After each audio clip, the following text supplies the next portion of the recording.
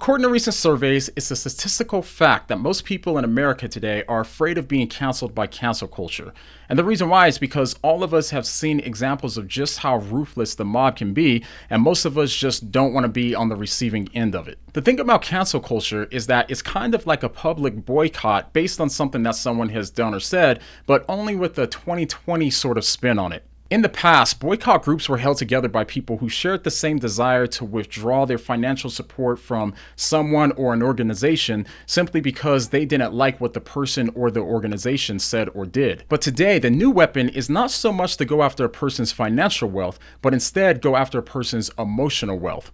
And if financial wealth is a part of that, take that away as well. And with this, they bring a both eyes for an eye mindset.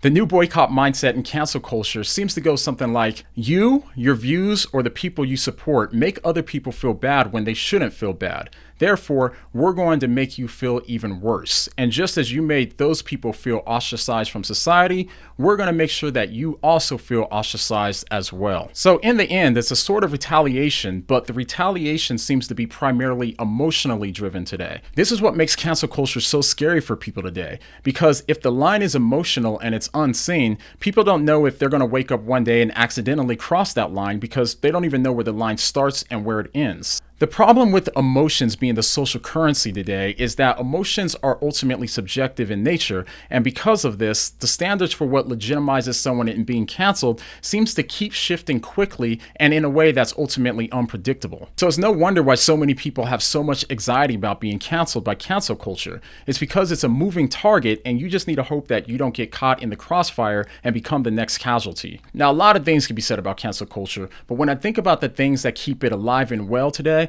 I think about how the lack of forgiveness keeps the flame burning. And with a lack of forgiveness often comes a sense of superiority. Think about it. When you grow in resentment and bitterness towards someone, then you probably believe at some level that you would never do something like whatever it is that they did. In those times, you want to stress the differences between you and those other people, and you want to ignore all of the similarities. Now, this cycle creates a sense of superiority in you, believing that you and that other person are nothing alike. And at the end of the day, you don't see yourself as someone like that person. Now, if I'm right here, the reason why the mob is so ruthless is because they have to see themselves as being superior to those people that they're trying to cancel, and this reinforces their lack of forgiveness. Now contrast that with how you would feel if you realized that the same thing that motivated that person to do such an awful thing is the same thing that's inside of you, and the only difference is that it comes out differently. If that were the case, could you really still feel superior to that person? The answer is you couldn't, because you would then realize what you and that other person have in common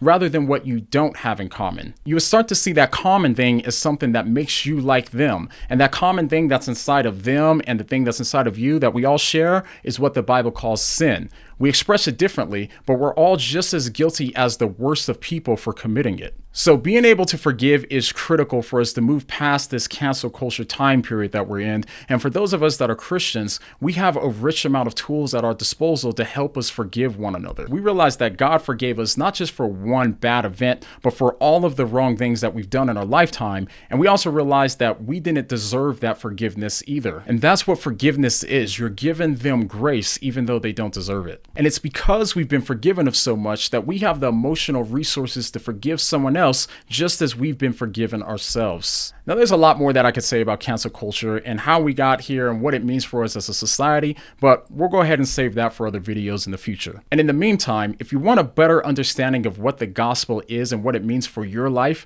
then go ahead and check out this video right here, and I'll see you over there. But the next time that you find yourself lacking in forgiveness towards someone that you disagree with, what are you going to say? What do you mean?